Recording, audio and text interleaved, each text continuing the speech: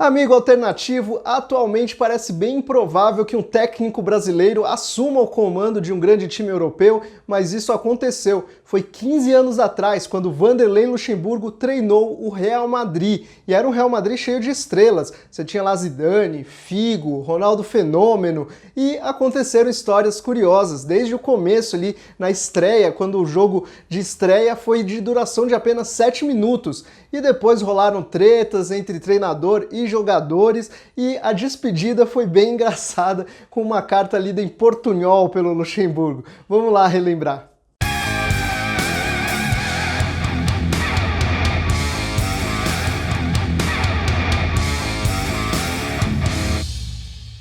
Quer acompanhar as notícias mais importantes sobre Real Madrid, Barcelona, futebol espanhol? Baixe o aplicativo OneFootball. Acesse o link que está aqui na descrição. Baixe o aplicativo, configure lá as notificações da melhor maneira para você e aproveite todas as funções do aplicativo mais completo de futebol do mundo, que tem inclusive transmissão ao vivo de jogos de graça do Campeonato Francês e do Campeonato Alemão. Não perca!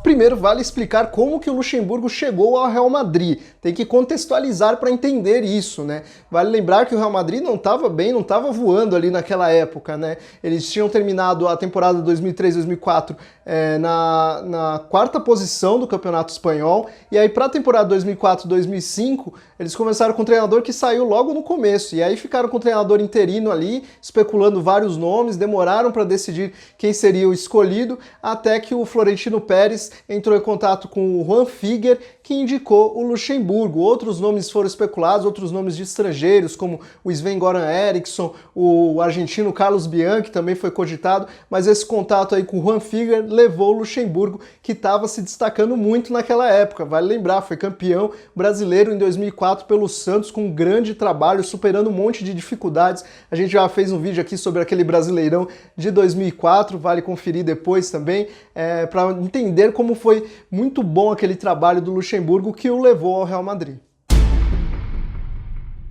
Agora sim vou falar da estreia do Luxemburgo no Real Madrid, que foi aquele jogo que eu falei que durou apenas 7 minutos. Por que isso aconteceu? Foi por causa de uma partida entre Real Madrid e Real Sociedad que teve uma ameaça de bomba. Depois até se descobriu que era uma ameaça falsa, mas o jogo foi interrompido por causa dessa ameaça de bomba quando estava nos 43 minutos do segundo tempo. E aí decidiu-se que esses minutos restantes, né, e mais os acréscimos, seriam disputados separadamente, e foi exatamente quando o Luxemburgo chegou no time, e ele chegou dizendo que realmente dava tempo de vencer a partida nesse tempo, preparou os jogadores, fez uma preparação bem diferente para esse momento, né? Colocou eles para treinar durante uma hora antes da partida, para eles já chegarem no clima, né?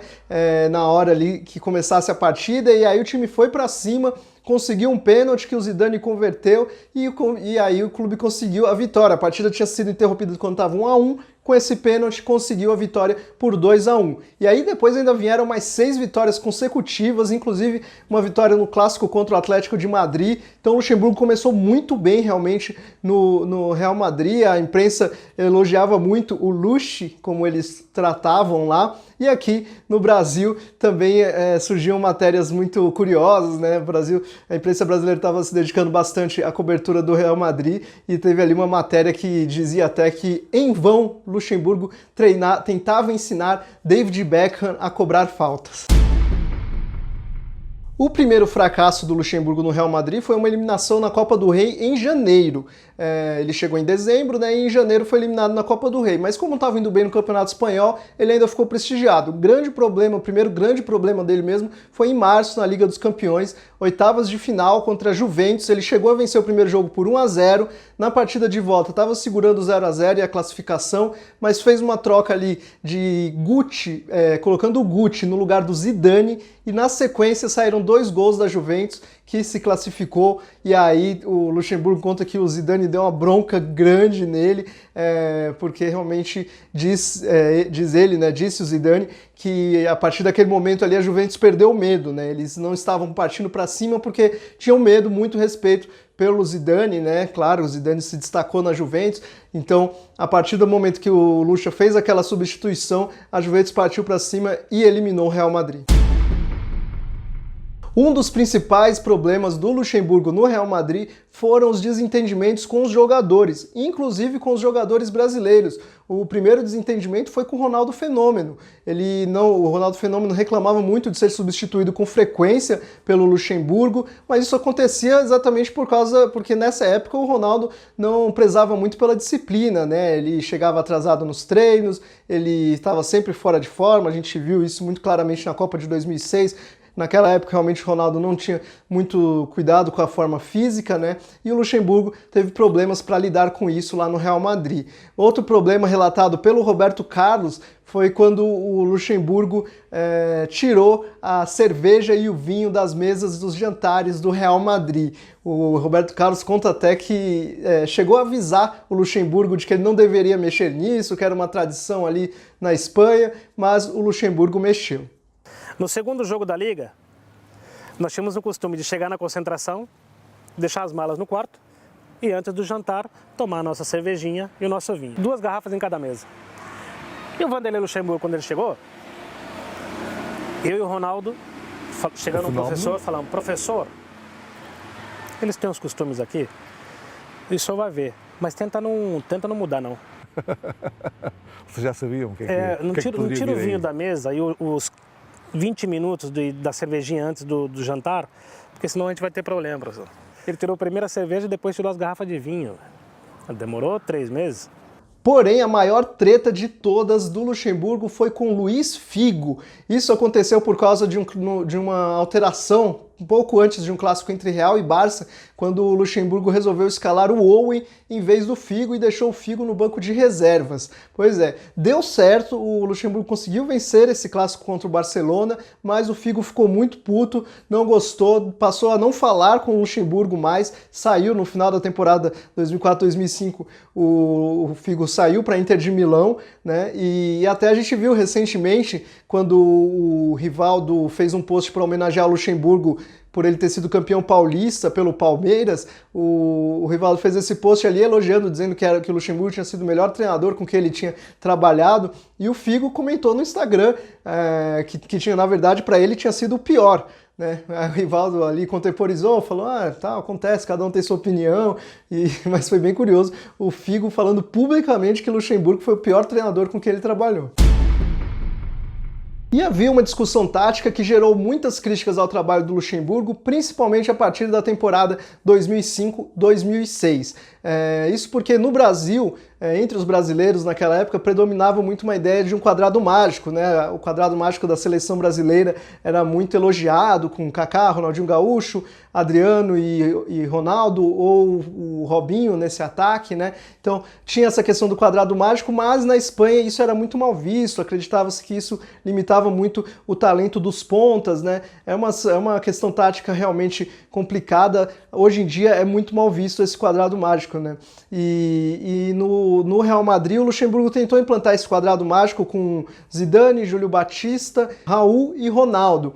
Isso foi muito criticado, a temporada de 2005-2006 foi muito ruim, o começo da temporada 2005-2006 foi muito ruim, o Luxemburgo tentou implementar isso aí, não deu muito certo, teve derrotas na Liga dos Campeões, não começou bem no Campeonato Espanhol, mas aos poucos foi ajustando o time, foi acertando taticamente. Em outubro o time conseguiu chegar na liderança do Campeonato Espanhol e vencer 3 partidas seguidas na Liga dos Campeões, até que apareceu uma bruxaria. Em novembro, o Real Madrid começou a ter um pequeno declínio e o Barcelona começou a voar. Era aquele Barcelona do Ronaldinho Gaúcho voando, e aí teve o clássico, Barcelona e Real Madrid, e o Ronaldinho Gaúcho fez bruxaria. Foi aquele jogo em que ele foi aplaudido pela torcida adversária. A torcida merengue aplaudiu ele fez 2 dos 3 gols da partida, deu show, e aí essa vitória realmente incrível do Barcelona. Não tem parangón, eu creio, na história do Bernabéu. O Bernabéu está de pé aplaudindo um gol do Barcelona. Pegou muito mal para o Luxemburgo, começou a surgir a ideia ali de que o trabalho dele estava realmente desgastado, a diretoria bancou, falou: não, vamos demitir agora, realmente ele não saiu naquele momento, mas dá para dizer ali que aquilo ali pesou muito para ele ser demitido futuramente. Curiosamente, Luxemburgo foi demitido após uma vitória. foi um jogo contra o Getafe, em que o David Beckham foi expulso no começo da partida. O Real Madrid conseguiu vencer por 1-0 mesmo assim, mas pegou muito mal o momento em que ele tirou o Ronaldo para colocar o Gravensen para fechar o time, né? E aí a torcida começou a pegar no pé, teria balançado uns lencinhos lá para criticar, e é até curioso o Luxemburgo falando sobre isso, de que conversou com o presidente logo depois e foi cobrado por isso, porque o time tem que ser ofensivo e tal, e aí pouco depois ele foi demitido. Eu fui questionado pelo presidente na descida da tribuna e eu saindo do vestiário do campo aqui. Chegamos aqui, ele descendo e chegando aqui. Ele me questionou porque nós tínhamos perdido o Beckham no primeiro tempo com 23 minutos expulso contra o Getafe. E aos 43 ou 44 do segundo tempo eu tirei o Ronaldo e fechei o time, e a torcida não gostou porque lá bota o time para trás e nego bota aquele lencinho. E isso é uma ofensa para os Real Madrid, a torcida faz isso aí. E o presidente me questionou, mister, por que, lá chama de mister, por que o senhor fez isso aqui? Falei, presidente, já tinha acabado o jogo, estou com um jogador a menos, já queria, para mim já acabou, fura a bola e acabou o jogo. Mas aqui em Madrid eu não estamos acostumados com isso, presidente. Nós estamos acostumados, estou acostumado com o futebol, pô. Eu quero ganhar o jogo. Depois é outra história dar espetáculo, até porque eu gosto muito de espetáculo, tanto é que você me contratar no Brasil. Não, mas aqui tem que ser assim. Eu falei, presidente, mas aí eu não estou entendendo. O senhor está me questionando depois do jogo que eu ganhei e tem que ser assim, o que o senhor quer? Não, mas tem que jogar assim. Eu falei, presidente, eu não pedi o senhor para vir para cá. O senhor foi lá no Brasil e me contratou. Se eu tiver que voltar, eu volto da mesma forma como eu vim. Pronto, voltei. E aí aconteceu o que eu julgo ser o grande momento de Luxemburgo no Real Madrid. Ao se despedir, anunciar a demissão, ele resolveu fazer uma carta ali para comentar a passagem dele e leu a carta em espanhol com um belo portunhol, bem engraçado, veja só. Quero agradecer ao Real Madrid a oportunidade que me brindou de treinar em Europa.